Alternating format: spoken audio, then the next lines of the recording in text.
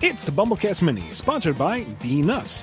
You guys have briefly touched on the topic of mecha before on the cast, and I remember Ian stating he's viewed stuff like Gurren Lagann, Gundam Wing, and Mobile Fighter G Gundam, and it got me wondering, do you have a preference between the super robot and real robot subgenres of mecha series?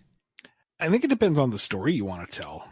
Like, one of the reasons why I adore 08th MS Team is because, for the most part, they treat the mecha as actual machines. They are tools of war. They need maintenance. They have gears that have to be maintained.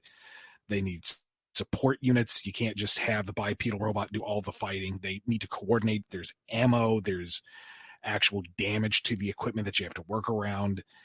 It makes it feel very visceral and almost hard sci-fi. And it's freaking gorgeous. My God, has it aged well. But I like that type of mecha stuff maybe more so, but super robot stuff is also fun. Like, Gurren Lagann would not work, would not be what it is if it was real robot. I mean, come on. That would spoil the fun if you even attempted that. Gurren Lagann is Gurren Lagann because it is. It is unapologetically super robot, and we love it for it. So it all comes down to what type of story you're trying to tell. I don't think a real robot scenario would work too well in, like, Sonic, let's say. That needs super robot stuff. And stuff like Godzilla. I appreciate a little bit of real robot talk, just a tiny pinch of realism. Like in some incarnations that Mechagodzilla needs a piloting team. It needs a lot of resources and technicians to up and run. That's kind of neat. But it's also a big old Robo Dragon. So super robot more so than anything. I just like robots. That's like super fighting robots named Mega Man. Wait, hold on. I don't think I've heard anyone ask this on the show, but has it ever been stated exactly why nobody told Shadow his backstory when he lost his memory after his fall? I mean, really, what the hell, guys? Even if Rouge didn't tell Shadow, you would think the idealist Sonic would have done so pretty easily. Maybe we just found a legitimate reason for Shadow to be so grumpy all the time and not be friends with Team Dark anymore. Kind of a mean display from the cast, if you ask me. Yeah, I don't have any plot spackle for this one in particular. Sonic I don't see as someone who would, make a point of stopping and say, "Hey, Shadow, you want your whole backstory?" It's like, "Oh, hey, you're alive. You want to go race?" Like, he's a very simple creature. And it also kind of requires Shadow to, open up and say, "I don't remember anything." Yeah. Which he doesn't. He just kind of glares. I mean, yeah, Shadow, I don't think, wanted to know. At least not, he wanted to find out for himself. I mean, we don't even technically see him say it to Rouge. They do kind of a quick time skip within the closet. And she's like, "Oh, I get it now. You've lost your memory and you're mad that Eggman locked you up here." And Shadow's just like, grump, grump, grump. So I almost imagine Rouge had to play like passive-aggressive 20 questions just to figure out that Shadow had amnesia again. So, I don't know. Part of it is Shadow would have to ask for it, to desire it, to reach out for help, and he wouldn't. So that is the best I can hand wave that one away. Mm-hmm. Yeah. Well, oh well. This is kind of a heavier topic, but I've seen some people need this spelled out for them. There seems to be a sect of people who believe that Sonic and other various cast members would be homophobic or transphobic. So, Ian, maybe you won't appreciate me throwing the ball in your court, but could you, as someone who's written for our Blue Hero before, tell them why they're not just morally but canonically wrong? It's because no one in the Sonic cast is that stupid. Like, Sonic is the epitome of live and let live. Yeah. Be yourself. That's Sonic to a T. All of his friends are loving and supporting people. They would not be so ignorant or petty to blanket hate an entire group of people. I mean, even Eggman's not that evil. Well, the villains wouldn't care. No. Like, Jet doesn't care who or what you are. It's just if you can race, then you're on his radar. Otherwise, Right. piss off. Eggman doesn't care. You're all beneath him. He's going to conquer the world and everyone in it. Never mind the fine details. So no, none of the cast would be that openly tunnel vision and hateful. It doesn't fit. No. I mean, they're all Technicolor animals of different species for the most part. Like, no. Like, what? I mean, yeah, anyway. Sonic would say trans rights. Something I've been kind of worried about regarding the appearance of IDW characters possibly appearing in games is if their appearance in games would affect what you're allowed to do with them in the comics. You said one of the perks of them is that you can play them more fast and loose compared to the Blue Rat and his friends. So I'm wondering if you'd be able to build on characters like Whisper, Mimic, or Surge if they became recurrent characters in the games with the arcs and such. Would you still be able to change things about them, or would they have all their character growth be moved to the games instead to make sure people who only play the games aren't thrown out of the loop? That's very much a question that, it's a bridge we'll cross when we get to it.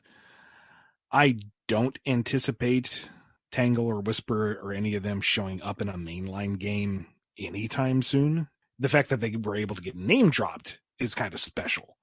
They do have more oversight and consideration than like the Archie OCs, because those were created in-house for the most part, whereas the IDW OCs are run through Sega's approval process. They see everything about them, and they have more input on them. That said, we still have had a fair amount of creative freedom with them. So another thing is that the characters across Sonic don't really change a whole lot from title to title. Like Sonic's characterization, maybe you could argue there is some nuanced progression, but that I would argue is more of a sign of the shifting times and desires for the marketability of the character rather than an actual reflection of personal growth. Tails has shown growth, sure. Amy has. There are cases, but by and large, they are still identifiable from Sonic Adventure to Frontiers. The shifts have been glacial at best.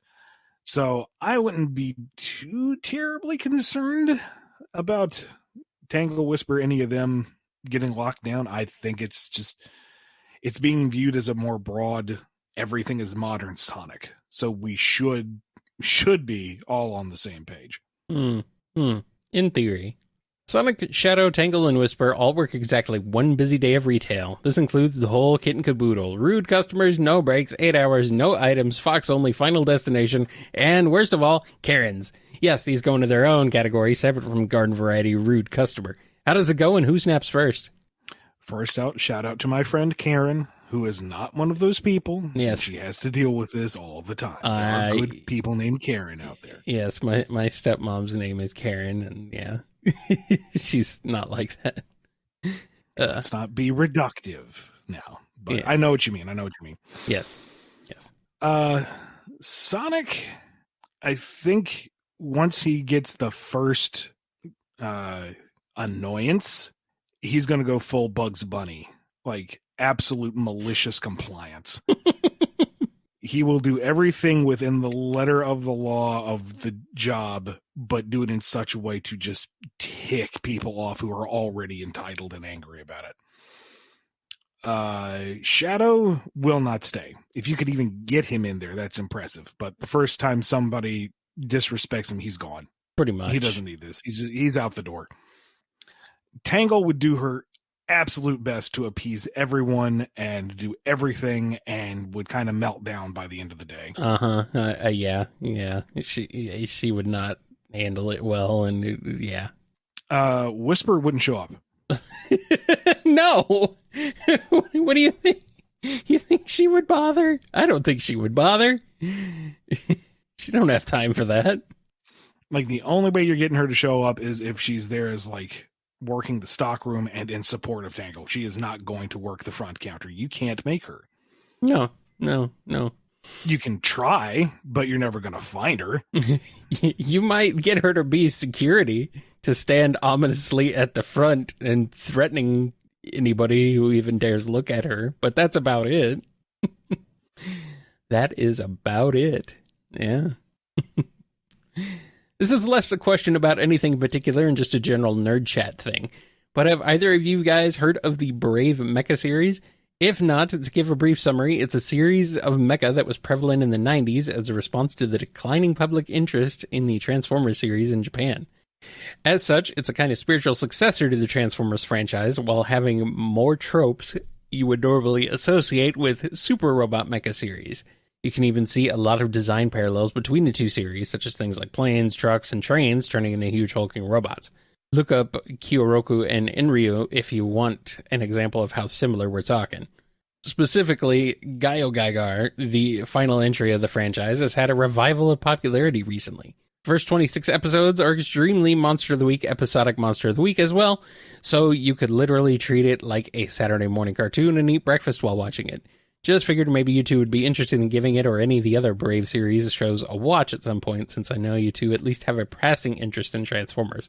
Not saying you have to drop everything now and watch this thing because I said so, of course, but just bringing it up in case you guys would be interested and need something to throw on for whatever reason. Add it to the list. Pretty much. I appreciate it. I've already got plenty of things that I need to throw on, though. Yeah. But no, I know nothing of Brave, the Disney movie, or the robots, and I will take your recommendation into consideration, and that's about the most I can promise. That sounds pretty cool. I like giant robots. I like super fighting robots. I'm down. Anyway, on to the next one. Dr. Wily has had tons of creations over the years, and with all your research, you've no doubt come across some machines that are particularly impressive. What do you think the Doctor's most impressive creation is, and why is it Bubble Man? Let's leave Zero out of this, because he's the cop-out answer, let's be real. Well, I mean, with Bubble Man, he'll promise you he won't rest until he has defeated you. I mean, I think... Oh, shoot, it's been so long, I've forgotten all the names. Flashman's impressive in that, he just stops time. Yeah, well, Time Man does that, too. Time Man slows down, which is impressive, but Flashman just straight up stops time. That's true. And the concept of that is terrifying because time itself isn't just the progression of moment to moment. Everything is moving through time at once. So to stop time, you're not just stopping the watch, you're stopping the rotation of the Earth. You're stopping the movement of the Milky Way galaxy throughout the greater universe. You are stopping the movement of all atoms across all of creation with just that one gleaming domed head, and he fit inside a robot the size of a dude. How? And that was part of 8 robots. It's just because that Wily... was just the one. Wily's a genius. I mean, let's be real. I need to have Woodman, a functioning robot that's just made of wood. Why? Because he wanted to do it. Is it practical? Does it make sense? No, but did he make it work? You better bet your britches. Yeah, pretty much. You cannot beat Airman, though. Cannot defeat Airman. Yeah, right there. Yeah. It's literally, it's in his theme song. He can't be beaten. I mean, yeah. He's created a whole bunch of cool mechs, giant robots, crazy things, Wily machines. I mean, there's too many, really. Honestly. Bass. Oh, you know what? I think Bass might be his most impressive one, if we're not going to go with Zero. I guess. But, I mean, the most impressive thing about Bass, I guess, is just his level of free will. Yeah. He finally was able to kind of replicate what Light had done with rock and roll and blues. Yeah. So it's not like immediately impressive, but if you think about it, you have to think about it for a little bit. And you put it that way. Yeah. That might be it. I mean, other than Zero. Oh, I feel like base is almost a cop-out answer too, but, whatever. I feel like we have a few good answers on this one. In previous BumbleKasts, you've mentioned you were unable to use Rockman Shadow from the WonderSwan game, and it got me wondering, were you even able to use some of the ridiculous robot masters from that game, like Aircon Man, for example? If you were able to use the Dimensions, the name of the group of masters from that game, how would you have, and given that Rockman Shadow himself was closed off to you? Not just Rockman Shadow. I think the Rockman and Forte 2 was just off the table completely. So the plan at the time, and who knows if this would have gotten off the ground, but the plan at the time was to just make the story Quint's, which I feel like is the better route anyway, because Quint and Rockman Shadow are more or less the same guy. There is some nuance there, but Quint is such a non-entity that to me it makes more sense to conflate the two and combine the two and just have Rockman and Forte 2 be the end of Quint's arc. He has risen to the point where he and the Dimensions are an invading army from the future, and then that would resolve his arc until we get to like the end of Mega Man Classic. And for the Dimensions themselves, you can make XPs, go through each one, find their central gimmick, and just do it but different. Legally distinct dimensions. We did it with Vesper Woman. Why not? Exactly. Yeah, I mean, Rockman Shadow even looks like Quint, so whatever. That's the thing, yeah. Like, I have no idea if this is remotely accurate, but I almost feel like they wanted it to be Quint, and then they couldn't use him for some reason, so they just called him Rockman Shadow. Whatever. Why do both of these franchises have to have characters named Shadow? Multiple characters named Shadow, actually, even in Mega Man's case, since he got Shadow Man. It all starts with this, a Sakugane with the ultimate power. Jackhammer control. Oh no. In the Archie Mega Man series, you made a sly gesture at the in-universe existence of the Bondman Robot Master that was cut from Mega Man 1. Now, given the deal with Honey Woman to Vesper Woman, I think it's pretty obvious why you couldn't use him in action, but I have to ask, what was your plan for him? Any goofy scenarios you had planned out for our ill-fated adhesive robot, or was it just a wink and nod for anyone who was in the know? That was just a wink and a nod, but my back pocket pitch that I always wanted to do was if we got a free comic book day issue, I wanted Rock's processor to overheat so he effectively had a fever dream. Mm-hmm. And that would be our Mega Man Soccer adaptation, which would explain why you have all these random robot masters together, why everybody's playing soccer. And Bondman would be there as like the absolute star player that they struggle to overcome. And it's just impossible to beat. Until Light fixed the coolant system and Mega Man reboots, and it's like, wow, I don't know what any of that just was. Would you put in the PC game Robot Masters 2 from Mega Man 1 and 3? No, I actually wanted to do a story arc separately with that and have them all be foreign bootlegs. Oh, yeah. Okay, you've mentioned Mega this Man before. Had to come in and stop them. Yes. Okay, I remember that. Oh boy, yeah, you really wanted to use everything, huh? That's just how you are. I wanted it to be a love letter to Mega Man. Yeah, and the idea, I know, which makes it really funny that the idea that you want to make things canon or not canon, that you deem them canon and not canon, is very funny, because if it were up to you, literally everything you could manage to fit would be canon. It's just kind of goofy. It's just kind of silly. It's a silly argument to make. Anyway.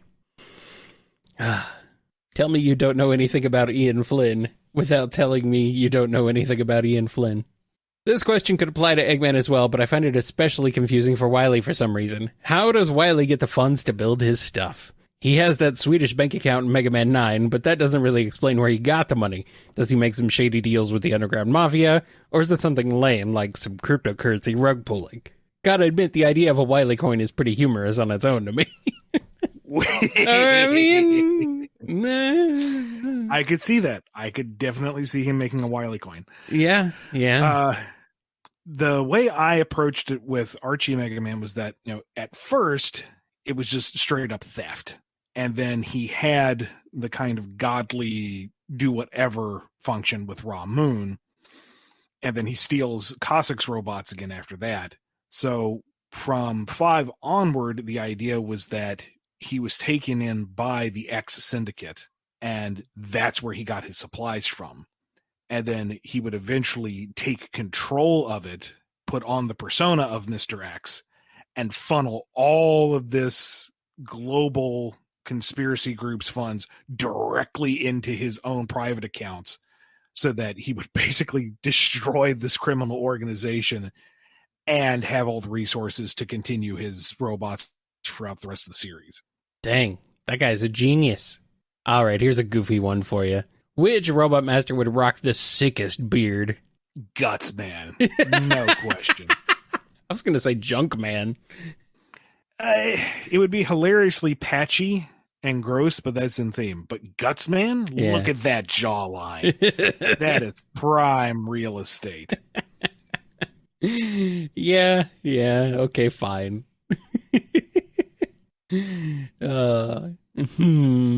Yeah. Honestly, the manliest robot's gonna have the manliest beard. Of course. And finally, what were your long-term goals for the Emerald Spears? The idea of having another antagonistic force besides Wily that also added to the nuance of the whole robot versus human theme of the series was super interesting, and I really just got to know anything you could tell me. Honestly, I think it had run its course. That was the idea, sure, exactly as you phrased it, but for them to remotely compete with Mega Man and his group, they would have to have had some pretty high-tech weaponry, and the hypocrisy of it, while fitting, was a little too much for everybody involved. It's like, how do they compete? Well, if they stick true to their principles, they can't. And if they betray their principles, well, then they're just dudes with guns, and that's boring. When you have all these incredible robot masters, crazy people with guns or laser pistols or whatever, just isn't that great. And the core cast of the Emerald Spears didn't really take off for various reasons. It was only Xander who really made his mark, and that was for other reasons that just we won't get into right now. Editorially driven, let's say. Ultimately, Xander had become the true Mr. X via time travel shenanigans, and that was about it. Like, maybe we could trot him out for a menace here or there where appropriate. They clearly survived into Dr. Kane's time, but I feel like they were a neat idea, but we never really nailed the execution, and so they kind of just petered out. Oh, well, maybe next time, because there will be a next time, right? That's partly why Theo and Simone kind of got their graceful exit in, I think it was the New Year's issue, because it's like, yeah, we're really only going to be using Xander. Let's tie a bow on this. Yeah. Well, that's a shame. I missed the Mega Man comic, Ian. Please help me. Bring it back. Well, maybe there could have been a story where, like, they kidnap Kalinka to make a statement and Proto Man beats them up. I don't know. Okay.